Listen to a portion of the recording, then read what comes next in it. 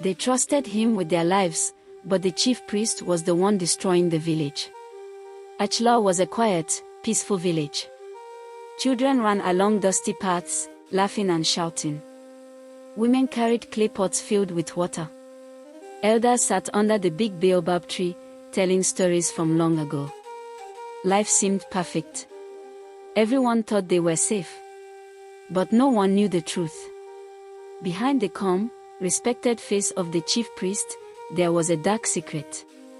A secret that could destroy everything the villagers loved. At night, when the village slept, the chief priest walked silently into the forest. He carried a small black idol and whispered strange words that made the air feel cold. His eyes were sharp, and a cruel smile crossed his face. One night, Oma, the baker's daughter, saw him. She hid behind a tree, her heart pounding. The priest held the black idol tightly and muttered words she could not understand. Amma ran home as fast as her legs could carry her, shaking all over. She told her father what she had seen. But the villagers laughed. The chief priest would never harm us, they said. You must be mistaken. Amma knew better. She could feel it in her bones, something terrible was coming. Days passed, and strange things began to happen in Achla. The crops began to die. The river ran low.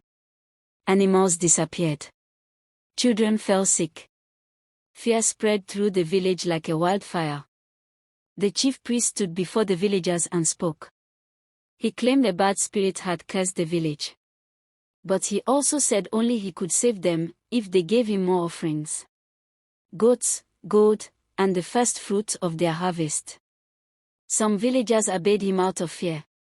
Others whispered in secret, unsure what to do. Only one person did not turn away. Kofi, a young hunter, had been watching the chief priest for weeks. He loved Achla too much to stay silent. He decided to follow the priest into the forest one night. Kofi moved quietly through the trees. What he saw made his blood run cold. The priest knelt before the black idol, smoke curling around him. His hands moved in strange ways. His face showed cruelty, and his eyes glowed with evil. Kofi's hands tightened around his spear.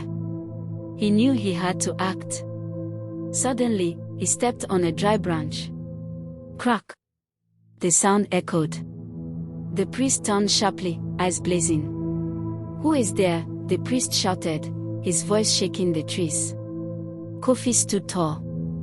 I will not let you destroy Achla. The priest laughed, dark and terrifying. Sparks of strange magic flew from his hands. The ground shook. But Kofi remembered the charm the elders had given him. He threw it into the fire before the idol. The flames changed. The idol cracked and shattered. The priest screamed as his power left him. The forest went silent. The evil was broken. Kofi ran back to the village. The people were shocked. Amma hugged him tightly, tears streaming down her face. Slowly, life returned to Achla. The crops grew again. The river flowed. Children laughed once more. The chief priest vanished into the forest, never to be seen again. From that day, the people of Achla learned a deep lesson. Not everyone who wears respect has a good heart. Power without truth brings destruction. Fear can blind people, but courage can open their eyes.